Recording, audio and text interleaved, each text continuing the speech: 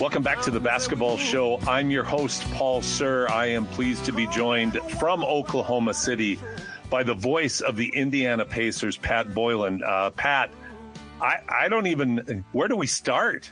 Where do you start? How do you put this, what happened last night, into words? Let me start here. First of all, I've had to, unfortunately, turn down a lot of radio hits this week because I've just been so crazy busy. But you have been one of the OG diehards that have been with us regardless of when things have been going poorly or well. So I'm thrilled to be able to be joining you here on the finals, in the finals. And before we get into Thursday night, I am long remiss a shout out to the Edmonton Oilers, who are also in the finals and are also, as of this conversation, and I apologize if this has changed because I know this is a recording, up 1-0. So hopefully the 1-0 starts are good for everybody. And, you know, it's beginning hard. It's becoming hard to describe because I think when the Pacers had one or maybe two comebacks like this, if you look back to this craziness really started in Game 5 of Round 1 against Milwaukee when the Pacers were down 7 with under 40 seconds left, came back to win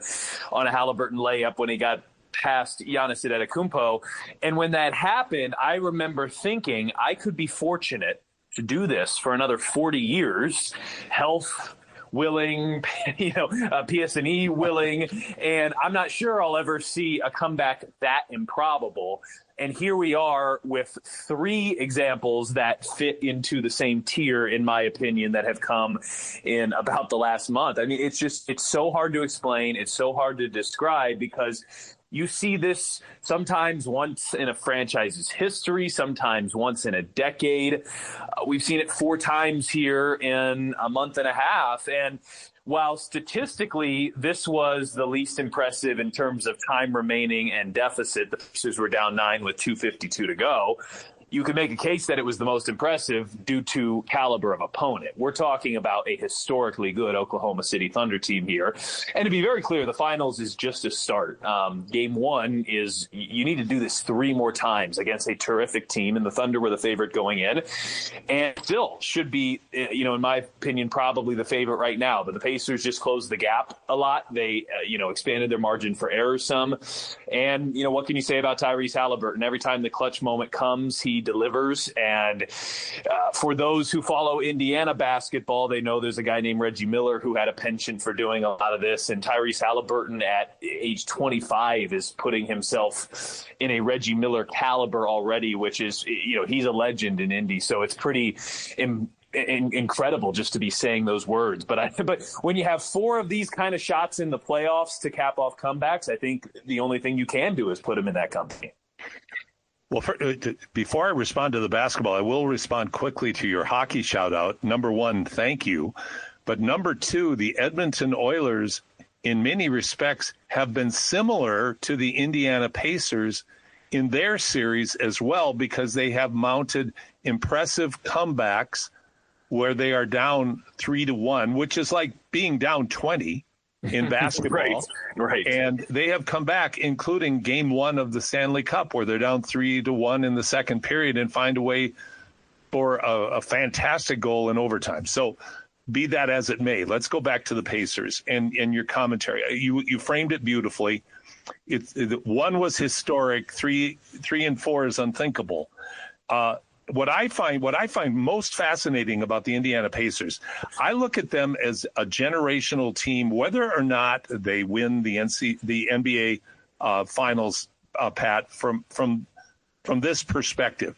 Tyrese Halliburton, the cojones, the ice water in his veins, all of those things that you can say about the guy hitting game-winning shots is so true, so deserved from a historical commentary.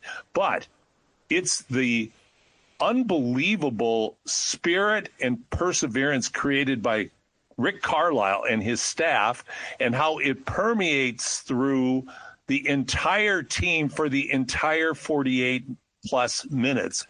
Because, I mean, it's one thing to not quit and not give up. It's another thing to do what the Pacers have done to make key stops against the best, the MVP, but the key stops and finding ways to make in key shots by players other than someone named Halliburton.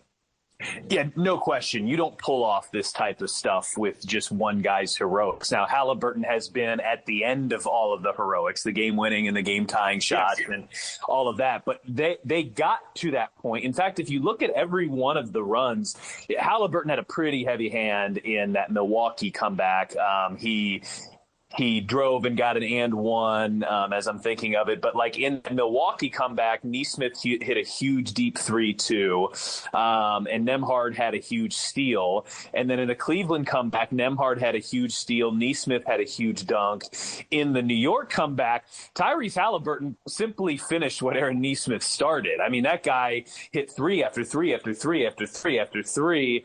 And so to your point, yes, Halliburton has been the guy that has hit the biggest shot, but the Pacers aren't in any of these moments without Nesmith, Nembhard, Turner, Siakam. Toppin isn't in the game late, but I mean, when the Pacers were really fledgling at times in game number one, Toppin hit a playoff career high 5 threes. He had a couple untimely turnovers early in the game, but I thought he settled it and was massive. And that's what this team is. And, you know, we could probably continue to make some comparisons, even though I admittedly don't follow hockey as closely as I would like to, because it's difficult during the NBA season to follow anything else that runs parallel to it. But, you know, hockey almost always, even when there are stars, you need your whole team to get there. The best players don't even play sometimes half of the game. And in this case, you know, that's so true here. Halliburton is so important. And the other thing that Halliburton does is he makes everybody else better with his passing, with his ability to set everybody else up. The reason you should want to play in Indiana, big picture, if you are an opposing player, Indianapolis is not a market that typically free agents circle, but if you play with Tyrese Halliburton, you will be the best basketball version of yourself. And we see that through every other player that's on the roster. He is the most important player on this roster. But this team aspect, this team dynamic is really impressive. And unlike hockey, you know, that's not always the case in basketball. Sometimes in basketball, the best player in the world can simply take over. And if he's got enough around him, that can be enough. Well, the Pacers don't have the best player in the world. Halliburton's really good, but he's not best player in the world category. So they need it from everybody. They've gotten it from everybody.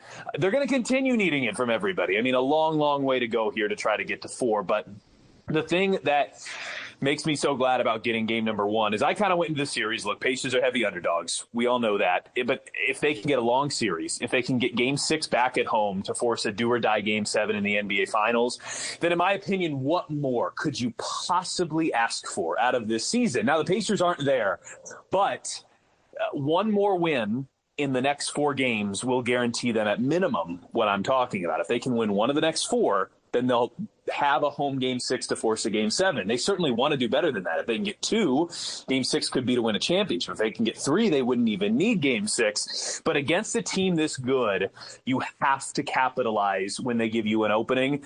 And the Pacers had only the slightest crack of an opening last night. But they found their way through it and started off the series here terrifically. I'm talking to Pat Boylan, the voice of the Indiana Pacers here on the Basketball Show. I think that's a critical point to me, Pat. It was only a sliver. It was not a collapse. It wasn't like Oklahoma City stopped playing and competing. It was Indiana doing some interesting and special things at the exact right time. They made some really nice stops down the stretch, including the last very nicely defended stop against Gilgeous-Alexander, who finished, I believe, with 38. They really did a good job in the last minute against him.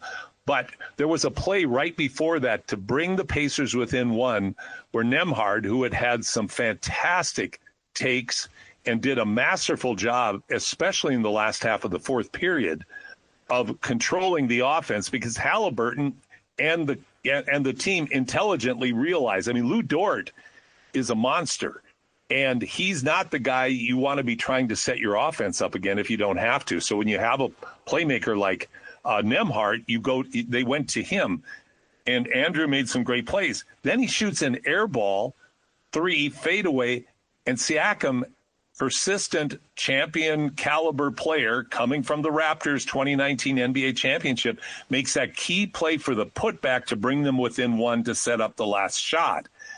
Wow. The Pacers are opportunistic in that sliver, in the slivers that they're given. I think that's what really distinguishes them from other teams that I've watched historically in the NBA. Well, and it has to, and, because this is not a historically good roster. This is a roster that has a lot of good players, that fits together perfectly, that really likes each other, but they've got to squeeze every ounce of that orange, to make the necessary orange juice to compete with the caliber of Oklahoma City, which is a historically good roster. Now, that doesn't mean there aren't weak points. That doesn't mean there aren't areas you can take advantage of. Notably, the Thunder are pretty inexperienced. Their head coach is 40. They have one player, Caruso, with finals experience, and I believe that was the 2020 finals, which I don't mean to demean any finals, but that wasn't that was in a bubble, so it wasn't like it was the environment of a finals. And so if that's one of the areas the Pacers have a slight advantage in. And by the way, not to sidetrack, but it's, I think, becoming obvious for our listeners here as you're going through the names. Great series to be a Canadian basketball fan, because there are numerous key players on each team. And if you want to, lump in Siakam as kind of an honorary Canadian because of everything he did for the Raptors, you could as well. And not just Canadian players in the series, but key players. I mean, Shai Gilgeous-Alexander's the MVP, and Andrew Nembhard's massive to what the Pacers do, and Benedict Mathurin, and then Lou Dort's a great defender. But yeah, I mean, the Pacers' margin for error is much smaller than the Thunder's margin for error is. The Pacers have to, they don't have the ability to, be off of their game for as long as stretches as the Thunder do. But if you let them hang around and if you don't put them away, and to me, one of the craziest stats I've ever seen involved the turnover margin in game number one. The Pacers, one of the crazy aspects of it, 19 turnovers in the first half. The Pacers average 13 on the season. So they were 6 more at halftime than they averaged during the season. And they did much, much better in the second half, only 6 in the second half. But so that 25 number, it's frankly horrible. It's a number that's got to get much better. But at the same time, if you look at points off of turnover, that was only 11. And if you typically you look at a little more points off of the turnover than total turnover. So what I'm getting at here is if you said the Pacers had 25 turnovers, how many points off of the turnover would you naturally expect? I would say somewhere between 30 and 35. That number was 11. So horrible turnover numbers. And that typically for a talent disparity like this would sink you. But the Pacers, in their worst moments of turning it over, had some of their best moments of getting back and keeping that from ultimately costing them the game. And the Thunder let them hang around, and the Pacers made them pay for it late. And now, as you kind of look forward here, what the Thunder have done in their moments of weakness, which haven't been many in the playoffs, is they've responded resoundingly here. So game 2 should be pretty fascinating. That building is just ear-splitting loud, and it's a great team. So, I mean, in terms of individual game challenges, I would have to say this is as challenging as anything. What the Pacers are coming into is anything that they faced in a long, long time. Probably back to something related to Shaq and Kobe in the 2000 finals against the Lakers. Well, I think you've summarized it beautifully. I think you've laid it out. All of us are in disbelief with the turnovers they had, that they were able to find a way to win.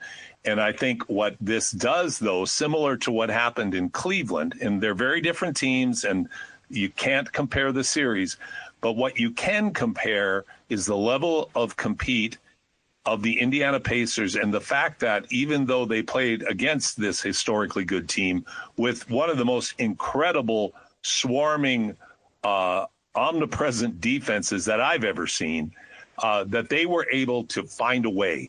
And I think that is, to me, that's the quote that I associate most closely with the Indiana Pacers. They find a way, makes them very unique. And Pat, you're in Oklahoma City. You're in the middle of the dream. I hope you have a wonderful time. I'm really excited for game 2, and I'm very grateful for you taking a few minutes out of your extremely busy schedule to share this with us today, and look forward to catching up as time goes on. Yeah, appreciate you having me. Canada's hockey country, and the Oilers are in the finals up 1-0. Indiana's basketball country, the Pacers are in the finals up 1-0. Hopefully we can just keep riding these parallel wavelengths all the way to hoisting a couple of trophies. And you have found a bandwagon fan in me.